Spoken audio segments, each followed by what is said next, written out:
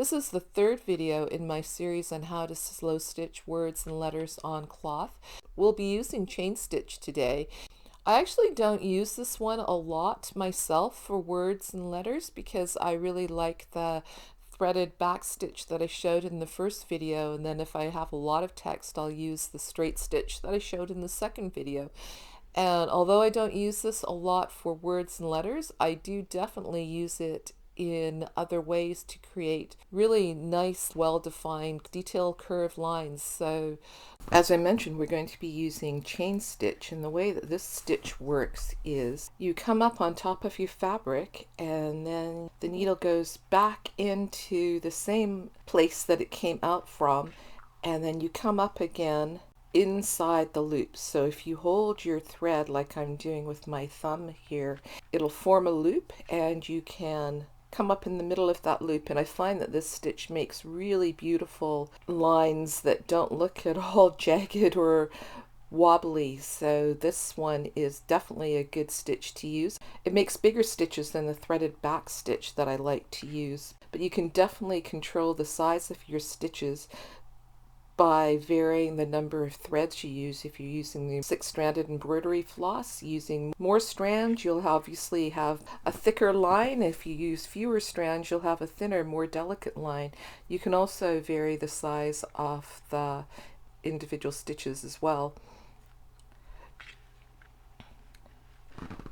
This one, like I've done with the other stitches, I've not drawn my lines out on the cloth before I started stitching because I basically know where I want to stitch, and I find that it's easier for me to do it this way and let the stitches fall wherever they want rather than trying to force them to follow a particular line that I've drawn. It's really up to you. You may prefer to have a guideline to follow, and that's perfectly all right. I'm basically writing with thread. And these could be letters, numbers, or any other detailed outline like I showed in that piece at the beginning there, the partially finished figure that I have there. It's kind of a bit stalled. I'm not quite sure where I want to take it next. It's another piece I have to work on. Another one of those unfinished projects that I have. I have a lot of those. I'm sure many of you do as well. And I just move my needle around when I need to start another line, and I've mentioned this before.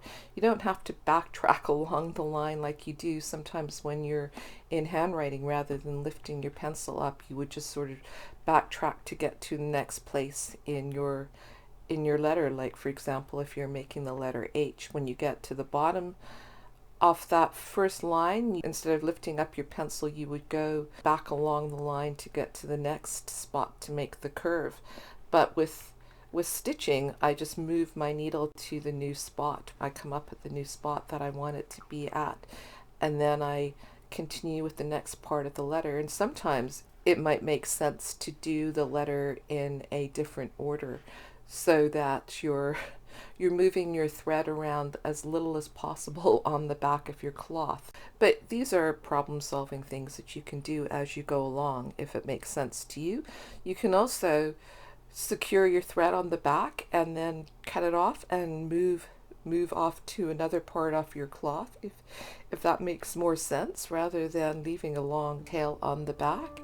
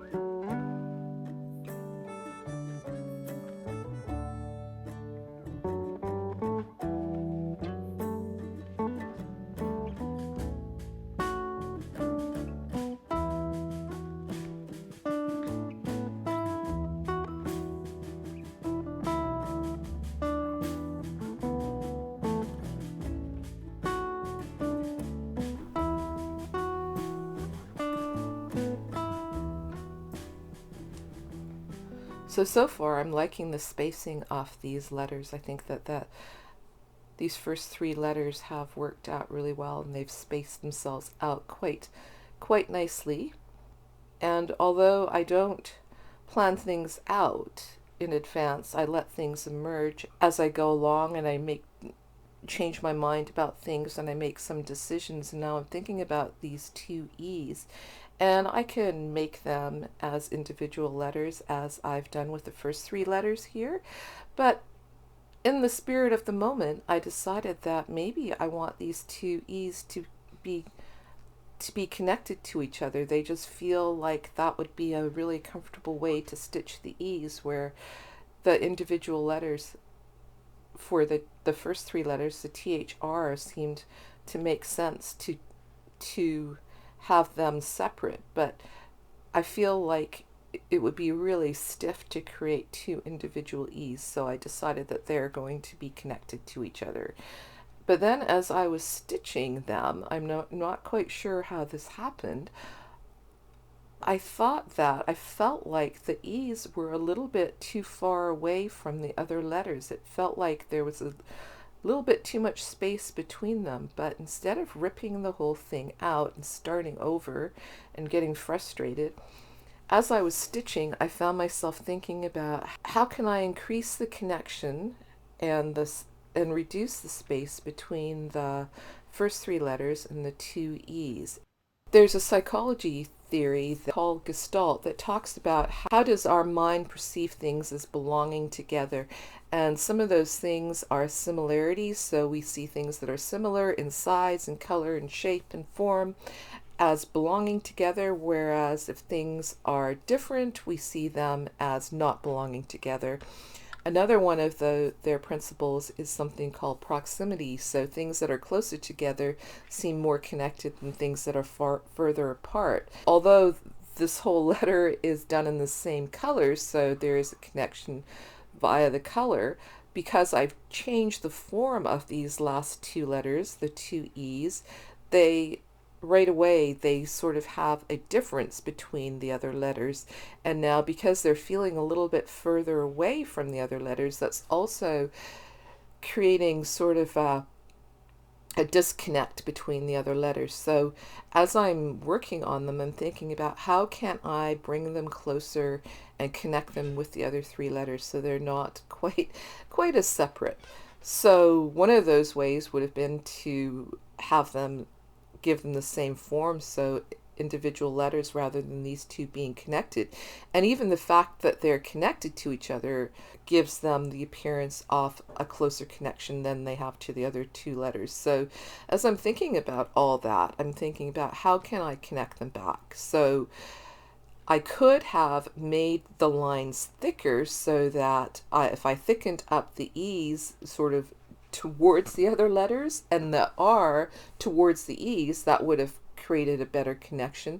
But in the end, what I did was I decided to extend the line of the first E so that it reaches towards the other two letters, so that it starts kind of underneath the line off the R there, so that they are taking up space together rather than discrete space separated from each other. So I think in the end it looks like one word, and I'm pretty happy with it. Thank you once again for watching. I hope you're enjoying my videos, and I have one more left in this series, but then I realized there are many other ways to create words and letters on cloth. And if you're enjoying this series and you want to see some other options, then let me know and I can make some more videos. Thanks for watching. See you again soon. Bye for now.